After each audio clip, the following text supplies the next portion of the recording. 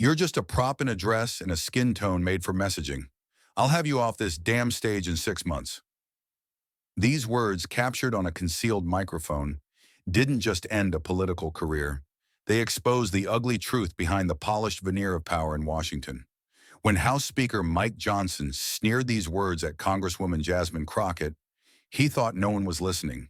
He was wrong, dead wrong. What followed wasn't just a lawsuit, it was a $100 million reckoning that shattered the unwritten rules of American politics forever. The recording that Crockett secretly made didn't just capture words, it captured the raw, unfiltered contempt that powerful men have been getting away with for generations. If you believe that accountability matters, that dignity deserves defense, smash that like button and subscribe right now. Because what you're about to witness isn't just a political takedown, it's a masterclass in justice that will leave you speechless. On one side stood Mike Johnson, Speaker of the House, third in line to the presidency, a man who had climbed the political ladder with calculated precision, whose carefully crafted public image projected strength, Christian values, and unwavering confidence. His position granted him not just power, but a presumption of immunity, the belief that his words, no matter how cutting, were protected by his office. On the other side was Congresswoman Jasmine Crockett, a former civil rights attorney whose path to Congress wasn't paved with privilege, but with purpose. The daughter of a hospital custodian who had been fired for speaking out against racism, Crockett carried her mother's silenced voice into every room she entered. The battlefield was a House Budget Committee hearing on Medicaid and welfare programs, seemingly routine, yet broadcast live to millions of Americans. What should have been a policy debate about numbers and allocations was about to transform into something far more revealing. A raw display of power attempting to crush dignity on national television. If you think powerful men should be held accountable for their words, drop a like right now. The showdown you're about to witness will change how you see American politics forever. The marble floors of the Capitol gleamed under the harsh lights as the committee room filled to capacity. Press gallery seats, normally half empty during fiscal hearings, were packed with reporters sensing something electric in the air. At 10:04 a.m. sharp, the red recording light blinked on. The hearing was now live. Jasmine Crockett sat straight back behind meticulously organized folders labeled housing collapse, food insecurity, Medicaid cuts, and constituent letters. She hadn't come to plead, she'd come to prosecute. Directly across from her, Speaker Johnson reclined slightly, fingers steepled, expression unreadable, like a chess master watching a novice set up the board. But Crockett was no novice. She leaned forward, adjusted her microphone with quiet control, and delivered her opening statement like a verdict. This bill isn't just flawed, it's a weapon aimed squarely at the poor. The only thing beautiful about it is the cover page font. The chamber fell dead silent. No coughs, no papers rustling, just the soft click of cameras and a chill that seemed to touch every shoulder. Johnson didn't respond immediately. He reached for his water bottle with theatrical deliberateness, took a sip, then placed it down with calculated precision. Without even acknowledging Crockett's presence, he spoke into his microphone with glacial detachment. Congresswoman, I suggest next time you prepare with a calculator, not a bullhorn. Budget math isn't based on sob stories. It wasn't just the words. It was the casual cruelty in his delivery, perfectly measured to diminish her. Crockett didn't flinch, but her fingers, resting atop a handwritten letter from a single mother in Shreveport, dug slightly into the page. The tension in the room shifted like a storm front. Representative Linda Martinez stood, her face flushed but composed. Mr. Speaker, that remark was beneath the dignity of this body. Johnson cut her off mid-sentence, his voice now sharp and formal. I didn't recognize the gentlewoman from California, and I didn't ask for applause. The chill became something colder. This wasn't about numbers anymore. This was about who was allowed to speak and who was expected to stay silent. If you've ever been silenced when speaking truth to power, you know exactly what's happening here. Hit that like button if you're ready to see what happens when someone finally fights back. Crockett didn't flinch at Johnson's insult. She didn't need to. Her silence spoke louder than outrage. It was the silence of someone who had come prepared for cruelty and was now calmly opening the drawer labeled Receipts. She reached for the crimson folder marked Medicaid Impact Louisiana with surgical precision. Cameras tightened their focus. Even those who had come to dismiss her now leaned forward in their chairs. According to the Kaiser Family Foundation, she began, her voice low and cutting through the chamber like a slow knife.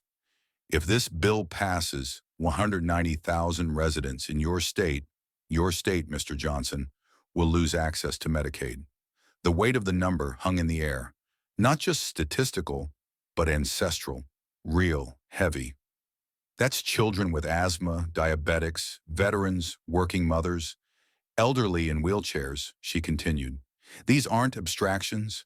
They're your voters, your neighbors. Then with a pause that seemed carved in marble, she delivered the line like a final nail into a coffin built by indifference. They'll lose health care not because they failed the system, but because the system stopped pretending to care. Silence followed, not the polite kind, but the kind that thickens around moral injury, the kind that hangs in the air after someone tells an inconvenient truth too sharp to ignore. And still, Mike Johnson remained unfazed, still seated, still folded into himself like a man confident in his untouchability. He didn't consult a note, didn't glance at staff. He merely gave the room what it didn't know it had been dreading, a smirk, then a short scoff, and then the words that would stain every headline for the next 72 hours. Louisiana doesn't need welfare addicts. We don't need people who think the government owes them a living. Louisiana doesn't need freeloaders. The phrase, tossed like lint from a suit sleeve, landed in the room with the gravity of a brick. The audacity wasn't just in what he said, but in how unshaken he was by saying it. Crockett rose, not suddenly, not with raised voice, just a slow, deliberate assent like someone who had heard enough and had no intention of letting it pass. "You're cutting people's legs off," she said, "then mocking them for not winning the race. You're starving their children, then calling them lazy. You're chipping away at their hope, then asking why they're angry." Each sentence dropped with the weight of a gavel. She didn't look for approval or applause because this moment wasn't about performance. It was about reckoning. If you believe that politicians should be held accountable for their words, double tap that like button right now, because what comes next will leave you stunned. As the echo of Crockett's final sentence faded into the marble walls, the chamber held its breath, waiting to see if Mike Johnson would retreat, recalculate, or recoil. He did none of the above. Instead, he leaned forward, flicked on his mic with a lazy click, and unleashed a blow that wasn't policy. It was personal. She is not a serious person. She's a television program with fake eyelashes and outrage as her brand. The words dropped like acid on silk. There was no pretense of governance in his tone. It was mockery wrapped in confidence, the kind of statement made by a man who had never paid a price for dehumanizing others. The insult wasn't subtle. It was surgical, meant to humiliate not just a colleague, but a woman, and more specifically, a black woman who dared to be unflinching in a room designed to keep her in line. The attack didn't target policy. It targeted personhood, identity, visibility, her voice, her face, her femininity. A ripple of stunned murmurs surged through the hearing room. Aides froze mid-keystroke. Reporters glanced at each other, unsure whether to tweet or to just sit with the weight of what they'd heard. And still, Jasmine didn't speak. She didn't even blink. Her body remained motionless, hands folded neatly atop the same page she had read from minutes earlier. But something in her gaze shifted, something slow, precise, and lethal. The fury in her eyes didn't burn. It crystallized. Gone was the indignation. In its place was a new energy, colder and more dangerous than rage, resolve. Crockett wasn't humiliated. She had been activated. But Johnson, emboldened or perhaps just certain that power gave him impunity, chose to go further. He leaned forward again, gripping the microphone like a weapon, and raised his voice. "I don't have time for some emotional rant from a woman who thinks she's Rosa Parks just because she's angry." The sentence didn't land like policy. It landed like shrapnel. Audible gasps cut through the room, sharp and involuntary. Johnson hadn't merely insulted a colleague. He had invoked the name of a civil rights icon, one synonymous with dignity, bravery, restraint, and reduced it to a punchline aimed at a black woman refusing to be quiet. Crockett's face remained still, but her chest rose ever so slightly, controlled, deep, like someone refusing to breathe in anger that wasn't hers to carry. The entire room held its breath with her, and though no one moved, everything shifted. 6 long seconds passed, not in hesitation, but in precision. Like a soldier counting the beat before return fire, her hand moved slowly, reaching into the inside pocket of her blazer. No panic, no rush. She pulled out her phone with the same quiet gravity one might use to lower a flag over a battlefield. The gesture wasn't for drama, it was for documentation. Because when power declares war with a microphone, the truth must have its own record. If you've ever witnessed someone being publicly humiliated and wished you could do something about it, hit subscribe now. What happens next is the kind of justice we rarely get to see. Jasmine Crockett hadn't spoken after the insult. Not in the chamber, not to the press, not even on social media, where voices often race to define the moment before it fades. But she understood something Mike Johnson never could. Some battles aren't won by being loud, they're won by being undeniable. At precisely 9:31 a.m. the next morning, in a courthouse less than a mile from the Capitol Dome, her attorneys filed a civil lawsuit that would ignite the most consequential political firestorm of the decade. It named Speaker Mike Johnson as the defendant, not just in title, but in full personal liability. No immunity, no backroom deals. Just a man in power being held accountable on paper, in law, and before the nation. The filing read like a declaration of war. The accusation was clear: defamation with malicious intent. They charged that Johnson had knowingly, purposefully, and with national visibility engaged in character assassination, racial and gender-based degradation, and personal humiliation for political effect. The evidence? The live congressional hearing viewed by nearly 19 million Americans, the tone, the language, the deliberate targeting of Crockett's identity. The complaint listed damages at $100 million, divided into $25 million for direct reputational harm, emotional distress, and professional sabotage, and $75 million in punitive damages to deter similar abuse of legislative platforms in the future. By noon, Washington was in freefall. Politico called it the most significant defamation suit against a sitting congressional leader in modern history. The New York Times ran the headline, "Crockett files lawsuit that could redefine political speech limits." Johnson emerged from behind double doors at the Capitol press room like a man preparing for war, not repentance. "I only told the truth," he said, calm and calculated.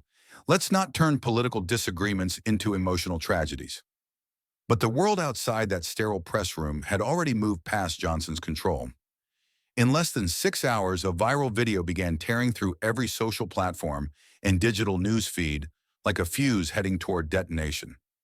A media activist group compiled footage from 7 separate angles: C-SPAN's direct feed, side view cameras, satellite reels, raw journalist live streams, even a journalist's phone left running at knee level. The result wasn't just documentation, it was evidence.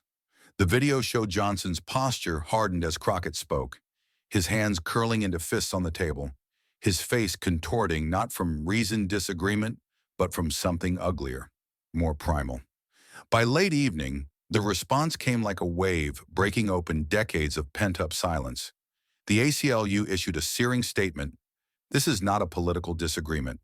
This is the public abuse of power laced with gendered and racial contempt carried out on a national stage." If you're as shocked as millions of Americans were when they saw this footage, hit that like button. And stay with me, because the courtroom drama that follows will leave you breathless. On the morning of the trial, the steps of the U.S. District Court in Washington, D.C. looked more like a movie set than a judicial facility. Barricades lined the perimeter. Satellite trucks jammed the block. 11 million people were already tuned in across 3 networks and countless live streams, waiting to witness the unthinkable: a sitting Speaker of the House defending himself in court against a black Congresswoman he had publicly demeaned. Inside the courtroom was a vault of controlled tension. When the presiding judge, a woman with decades on the bench and a reputation for zero tolerance, took her seat, the gavel came down not just as formality, but as warning. Then she spoke. This is not a trial about politics. This is a trial about human dignity. The words were simple, but their impact hollowed the room. The gallery froze. Every breath seemed to wait for permission. The jury, 12 citizens, 8 of them women, 4 of them people of color, took their seats. Their presence didn't just reflect the community. It reflected the wound. It reflected the weight of every voice ever told to sit down, every woman ever told to calm down, and every truth ever buried beneath power. When Jasmine Crockett's lead attorney stood, the movement was slow but unshakable, like the start of a controlled detonation. No theatrics, no raised voice, just a calm request that turned every head in the room. Your Honor, we ask to introduce into evidence a live recording from the day of the incident, captured from a concealed microphone sewn into Congresswoman Crockett's blazer. A low wave of gasps rippled through the gallery. Even the court stenographer paused. The judge gave a single nod, and with that, the prosecution tapped the screen on a black audio device, sleek, matte, and suddenly the most dangerous object in the room. The speaker crackled for half a breath, and then it hit. You're just a prop in a dress and a skin tone made for messaging. I'll have you off this stage, off this damn stage in 6 months. Mike Johnson's voice didn't sound like policy. It sounded like power laced with venom, casual and cruel. It wasn't the voice of disagreement. It was conquest, control, a calculated effort to break her not in debate, but in identity. The room froze. No coughs, no scribbled notes, just the raw, searing sound of one man speaking with the kind of contempt that never expects to be overheard. Now it was heard by 11 million people and 12 jurors sworn to find the truth. One woman on the jury, mid-30s, black, eyes rimmed with mascara, put a shaking hand over her mouth. A tear rolled down her cheek without resistance. Jasmine Crockett remained still. She didn't flinch. She didn't look to her attorneys. She just stared straight ahead, unmoving, her eyes fixed on Mike Johnson. He wasn't smirking now. The blood had drained from his face, his jaw slackened just enough to betray the one thing he'd never shown before: fear. If you believe in accountability, tap that like button right now. Because what you're witnessing isn't just a trial, it's a reckoning that's been centuries in the making. For 3 days, Washington held its breath. The news cycle didn't just follow the case, it orbited it. Every headline, every panel, every op-ed converged on the same question. Would a courtroom do what Congress refused to? Hold a powerful man accountable for the violence of his voice? Inside, 12 jurors carried the full weight of a nation's reckoning. 8 women, 4 people of color, all sworn to examine not just the facts, but the intent behind them. Jasmine Crockett returned each day in silence, dressed in black, not for mourning, but for clarity. Her presence wasn't performative. It was a reminder. She sat with hands folded, posture straight, face still. She did not confer with lawyers unless necessary. She did not look to the crowd nor the cameras.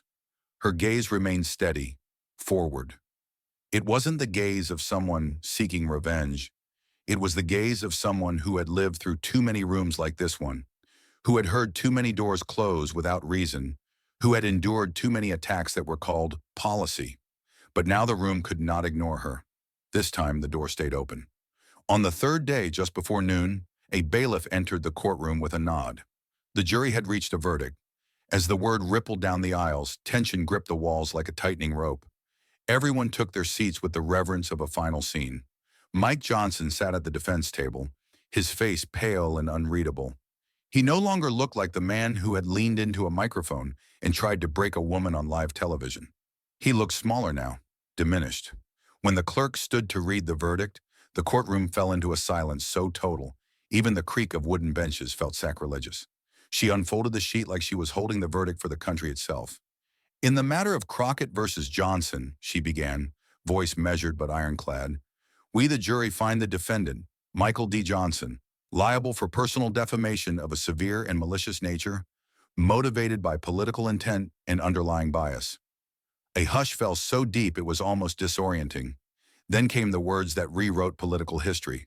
The clerk continued, "We award the plaintiff, Congresswoman Jasmine Crockett, $25 million in direct compensatory damages." She took a brief pause, then finished, "and an additional $75 million in punitive damages to reflect the deliberate harm caused and to deter future abuse of public platforms." The number hit like thunder, $100 million. Even journalists, long trained to suppress reaction, instinctively sat back in their chairs. It was unprecedented, not just in scale, but in clarity. The court had spoken not in compromise, but in declaration. All eyes turned to her. Jasmine Crockett didn't move right away. She didn't lift her chin, didn't drop it either. Her expression remained as it had been, composed, exact. But then slowly, with the quiet power of someone who had waited years for the world to catch up, she bowed her head. Not in defeat, not even in relief, but in something sacred.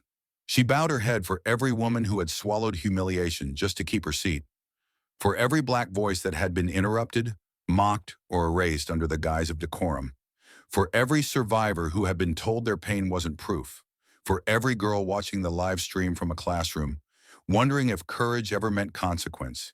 It was not a performance. It was memory and legacy and resilience.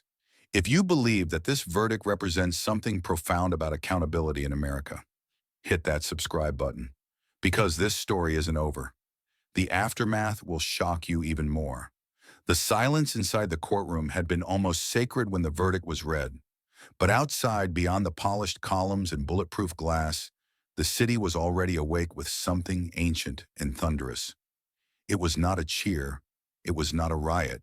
It was the sound of a people reclaiming breath they hadn't realized they'd been holding. As the courthouse doors creaked open and Jasmine Crockett emerged into the afternoon light, what followed was not applause. It was detonation. It rolled down Constitution Avenue like the tremor of justice finding its footing. The crowd, in an uncountable sea of faces, burst into thunderous clapping, a physical sound that seemed to fracture the very air. Signs lifted high like blades slicing through history. "You can't silence dignity. Power has consequences. Jasmine is all of us." For 2 full months after the verdict, Mike Johnson vanished from the public eye, as if the gavel had not only fallen on a verdict, but had crushed something deeper. No press conference, no strategic pivot, no rallying cry for his base. It wasn't defiance. It was retreat. In classrooms from Georgetown to UC Berkeley, something unprecedented was happening. Constitutional law professors, many of whom had taught the same syllabus for decades, began adding a new case to their slideshows. Crockett versus Johnson, 2025. The judge's closing words now etched into the legal memory of the country. This is not a case about free speech. This is a case about the weaponization of public voice against private dignity. That quote would end up cited in 37 law journals within 4 weeks. Not because it was catchy, but because it was true. Crockett's victory wasn't just a number. It wasn't the $25 million in compensatory damages, nor the jaw-dropping $75 million in punitive judgment, meant to warn every future office holder who thought cruelty was politics in costume. It was something deeper. It was the way she stood there as the gavel dropped, not weeping, not smiling, just lowering her head as if honoring something bigger than herself. The day after the verdict, Washington, D.C. was different, not in its architecture or its traffic or the gray haze that always hung above Capitol Hill, but in its silence. The city that rarely stopped talking had run out of words. Jasmine Crockett stood at the foot of those courthouse steps, alone. There were no handlers brushing her blazer, no aides whispering in her ear, no carefully rehearsed lines scribbled on cards. Just her black tailored suit pressed to perfection, lips set, and hands calmly clasped as though they were holding back the very weight of the world. "They said I was too emotional," she said, and the sentence didn't just land, it detonated. "But emotion is not a crime," she continued. "Emotion is strength when it's armed with truth." Then she did something no one expected. She opened a leather folder, Thin, worn at the edges, its clasp slightly bent from overuse. Inside, just one sheet of paper. Not a lawsuit, not a press release, a wire confirmation. "I've allocated a portion of the settlement," she said evenly. 2.5 million. It's going to establish a scholarship fund. She paused, her voice thickening ever so slightly. "In my mother's name." And now the silence was not stunned. It was sacred. The Marilyn Crockett Foundation for Courageous Girls. The name echoed across the plaza, and it hit harder than any dollar amount ever could, because the story was no secret anymore. The media had dug it up just hours after the verdict. Jasmine's mother, once a hospital custodian in Dallas, had been fired 25 years ago for confronting a supervisor who mocked black patients and made lynching jokes in the break room. She had no union, no lawyers, no camera crew, just her voice, and it wasn't enough to protect her, but her daughter had made sure it would never be forgotten. "My mother never got to see justice," Jasmine said softly, folding the folder shut. "But every girl who's told her truth doesn't matter. Now they'll have something my mother never did, a chance." If this story moved you, if you believe in the power of standing up for dignity, please hit that subscribe button and share this video. Because what Jasmine Crockett did wasn't just win a lawsuit, she changed the rules of power forever. What Jasmine Crockett taught the world, without ever needing to spell it out, was that dignity doesn't need to shout to be real. It just needs someone brave enough to guard it when others try to tear it down for applause. And sometimes, guarding it means staring straight into the face of the machine and saying, "No more." For years, America had watched powerful men turn congressional chambers into arenas where insults were sport and civility was weakness. Jasmine didn't fight them with their weapons. She introduced her own: restraint. She let the facts breathe. She made silence louder than insult. And in the end, she made the truth undeniable. That's what made this moment so different.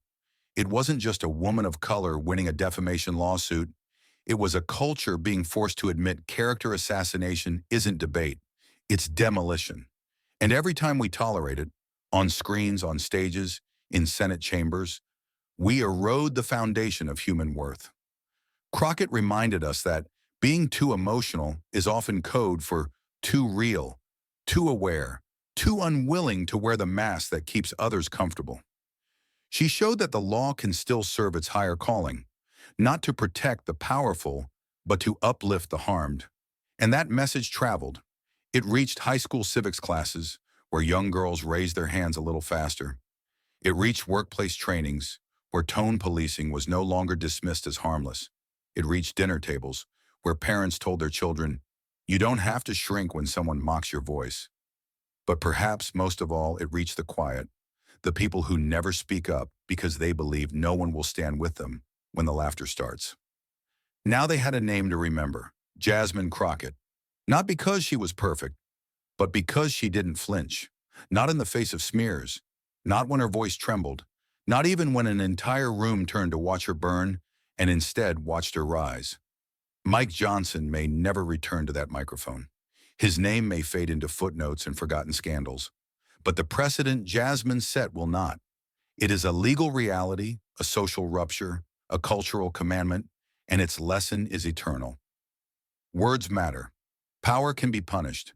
And when truth stands unshaken, so does the future. Thank you for watching until this moment and for standing with us on this journey for justice. Your support means everything. Like, subscribe, and turn on notifications so you never miss what's next. And we'd love to hear your thoughts. Leave a comment below and let us know what moved you most in this story. Together, our voices make a difference.